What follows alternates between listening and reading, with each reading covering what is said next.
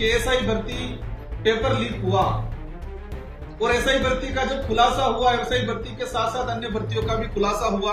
सरकार की एजेंसियों ने बाबूलाल जी पर कार्रवाई की, उनको गिरफ्तार किया और गिरफ्तार करने के बाद इस मामले को ईडी ने अपने हाथ में लिया कि बाबूलाल जी की जो नियुक्ति हुई वो किन नेताओं की अनुशंसा पे हुई, उस पेपर लीक प्रकरण में कितने नेताओं का रोल रहा, कितने नेताओं ने इनकी अनुशंसा पे पैसा लिया कि भाजपा के पास ऐसी एक वॉशिंग मशीन है जहां पर अगर कोई भ्रष्ट व्यक्ति, गलत व्यक्ति चला जाता है तो वो धुल जाता है। वहीं से महेंद्रजीत मालवीय वापस कांग्रेस में आए हैं। कहां जाए कहां रहे उससे हमारा कोई संबंध नहीं, सरोकार नहीं है कि आदिवासी अधिकारी था और अधिकारी ने भ्रष्टाचार किया। राजस्थान हाईकोर्ट द्वारा सेकंड ग्रेड टीचर भर्ती 2022 के पेपर लीक मामले में गिरफ्तार किए गए आरपीएससी के पूर्व सदस्य बाबूलाल कटारा पर बांसवाड़ा डूंगरपुर के सांसद और भारत आदिवासी पार्टी के नेता राजकुमार रोत ने तीखा हमला बोला है। रोत ने आरोप लगाया है कि कटारा के कंधे पर बंदूक रखकर नौकरियां बेचने वाले नेताओं पर कार्रवाई कब होगी। उन्होंने महेंद्रजीत सिंह मालवीय सहित उदयपुर देहात कांग्रेस कमेटी के अध्यक्ष रघुवीर सिंह मीणा, डूंगरपुर के पूर्व कांग्रेस अध्यक्ष दिनेश खुडनिया और पूर्व मंत्री अर्जुन बामुनिया जैसे नेताओं के नाम गिनाते हुए कहा कि ये सभी इन घोटालों में शामिल हैं। उदयपुर के सर्किट हाउस में आयोजित प्रेस कॉन्फ्रेंस में रोत ने कहा कि कटारा को आरपीएससी सदस्य बनाने की सिफारिश करने वाले नेता ही इसमें शामिल है और उनके नाम ईडी के बयानों में भी उजागर हुए हैं। रोत ने स्पष्ट किया कि मैं ये नहीं कहता हूं कि सभी सिफारिश करने वाले गलत हैं, लेकिन वो चुप हैं, इसका मतलब वो गलत हैं। राजकुमार रोत ने और क्या कुछ कहा, आप खुद भी सुनिए। वर्तमान सरकार डबल इंजन की सरकार के नाम से जानी जाती है और वर्तमान हमारे राजस्थान के मुख्यमंत्री जी जीरो टॉलरेंस की बात करते हैं और पूरे देश के अंदर ईडी का बोलबाला है, जांच एजेंसियों का बोलबाला है और यही संबंध आरपीएससी सदस्य बाबूलाल कटारा जो थे उनसे रिलेटेड जब ये मामला सामने आया, आज हमारा मुख्य रूप से प्रेस वार्ता करने का रीजन ये रहा है कि बाबूलाल जी कटारा जो आरपीएससी सदस्य नोमिट हुए, वो नोमिट हुए नवंबर, शायद 15 अक्टूबर 2020 में और बनने के बाद कुछ समय बाद ही चर्चा में आए। चर्चा में इसलिए आए कि एसआई भर्ती पेपर लीक हुआ और एसआई भर्ती का जब खुलासा हुआ, एसआई भर्ती के साथ साथ अन्य भर्तियों का भी खुलासा हुआ। सरकार की एजेंसियों ने बाबूलाल जी पर कार्रवाई की, उनको गिरफ्तार किया और गिरफ्तार करने के बाद इस मामले को ईडी ने अपने हाथ में लिया और अन्य एसओजी के बयानों में भी बहुत सारी चीजें सामने आई और ईडी ने जो बयान लिए उन बयानों में भी बहुत सारी चीजें सामने आई। इसमें मूल रूप से सामने आया कि बाबूलाल जी की जो नियुक्ति हुई वो किन नेताओं की अनुशंसा पे हुई।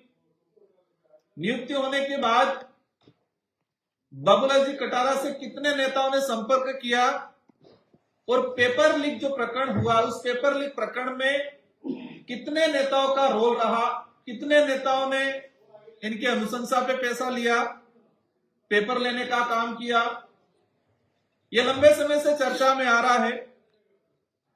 भारत आदिवासी पार्टी की तरफ से सवाल है कि इस क्षेत्र के दिग्गज नेता महेंद्रजीत मालवीय कांग्रेस छोड़ के बीजेपी में गए और जब कांग्रेस में थे उस समय उनके बड़े आरोप लगे थे भ्रष्टाचार के। बाबूलाल जी कटारा को लेके भी उनसे संबंध अच्छे बताए, उनकी अनुशंसा में इनका मुख्य रोल बताया। पूरे क्षेत्र की जनता का और विशेषकर पूरे राजस्थान की आम जनता का मन में यह था कि कार्रवाई होगी, लेकिन जैसे वो भाजपा में गए तो लोगों को लगा कि अब कार्रवाई नहीं होगी और आम जनता में प्रचलन में है कि भाजपा के पास ऐसी एक वॉशिंग मशीन है जहां पर अगर कोई भ्रष्ट व्यक्ति, गलत व्यक्ति चला जाता है तो वो धुल जाता है। लेकिन आज वहीं से महेंद्रजीत मालवीय वापस कांग्रेस में आए हैं।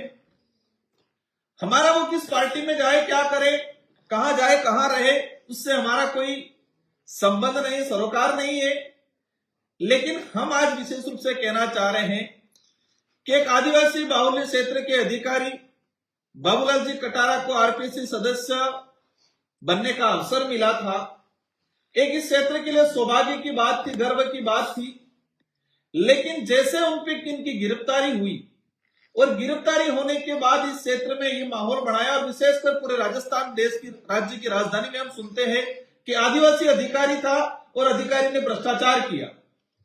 जो राजनीतिक लोग उनकी अनुशंसा पे उनको लगाया और जिन राजनीतिक लोगों का पेपर लीक में संबंध था, इन राजनीतिक लोगों ने कन्नी काट लिया और कन्नी काट के एक आदिवासी समुदाय को रडार पे लगा दिया पूरा।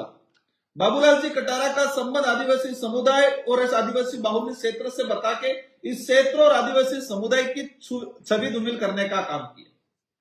मेरा कहना है कि बाबूलाल जी कटारा को आरपीएससी सदस्य कांग्रेस की सरकार में बनाया था। यह कोई सामाजिक फैसला नहीं था और न ही क्षेत्र का फैसला था। बाबूलाल जी कटारा को आरपीएससी सदस्य बनाना एक राजनीतिक फैसला था और ये कहा जाए कि स्वार्थी राजनेताओं का फैसला था। मैं स्वार्थी राजनेताओं का फैसला इसलिए कहना चाहूंगा, आप सबके विदित हैं कि काकरी डुंगरी प्रकरण 2020 में हुआ। आज 2026 में हमने प्रवेश किया, आज 5 साल होने आ गए, लेकिन इस प्रकरण को भुला नहीं जा सकता। यह प्रकरण भविष्य में भी हर कड़ी से जुड़ेगा और वो इसलिए जुड़ेगा, आज भी इसलिए जुड़ रहा है बाबूलाल जी कटारा से। हमारी सबकी जानकारी में और क्षेत्र की जनता को जानना जरूरी है कि काकरी डुंगरी प्रकरण 24 सितंबर 2020 को हुआ और बाबूलाल जी आरपीएससी सदस्य कब बने?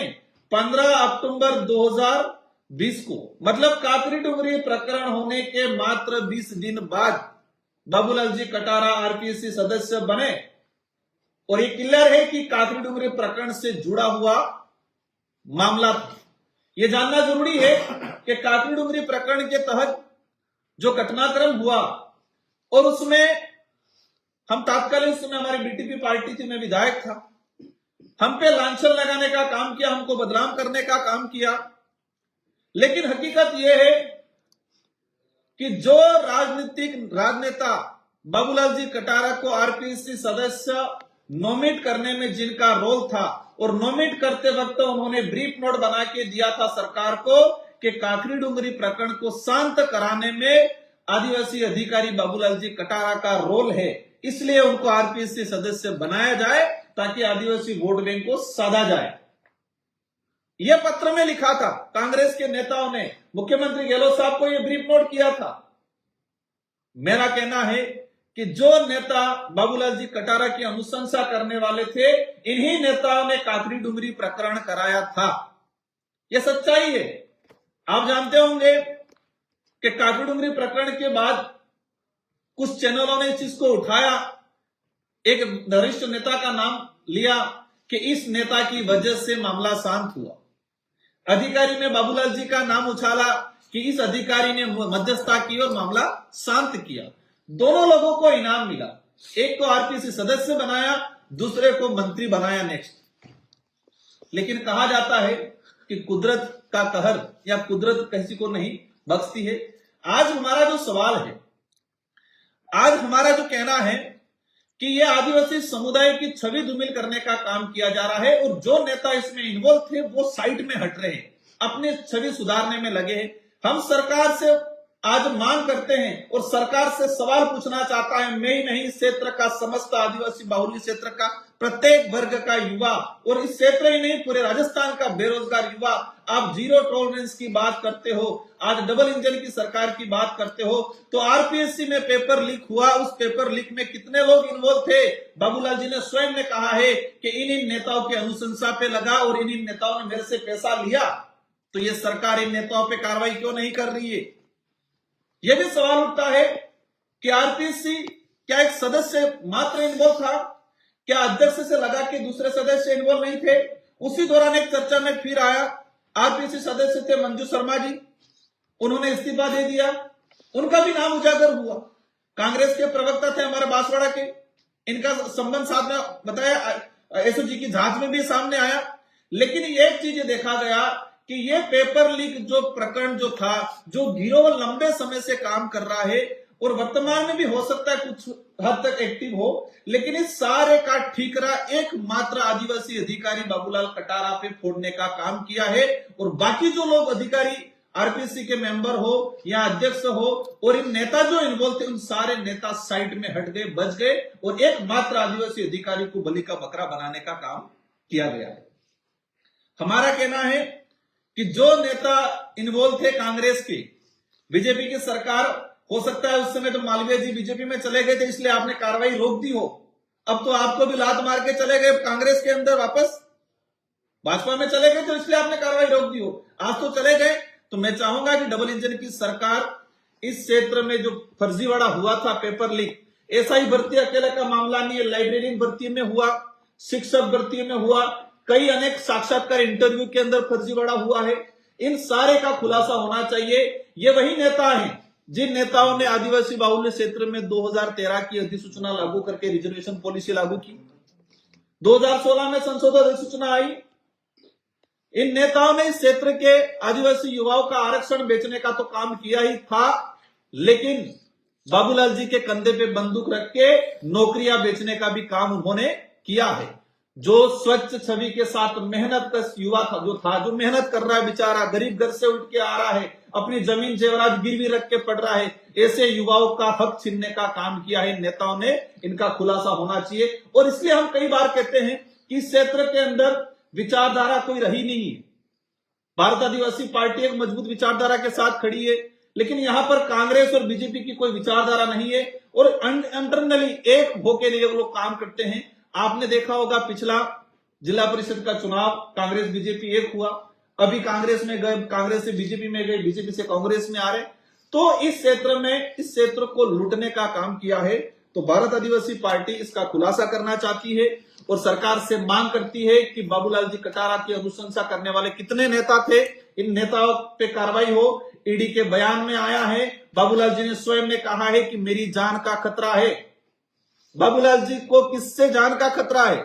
हमारा जहां तक मानना है कि बाबूलाल जी के इस बयान पे गहनता से जांच होनी चाहिए और जिन लोगों ने इनकी अनुशंसा करके लगाया है, जिन लोगों का उनका कनेक्शन था, जहां जहां पेपर गए हैं, इन सारे का खुलासा होना चाहिए इस सरकार में।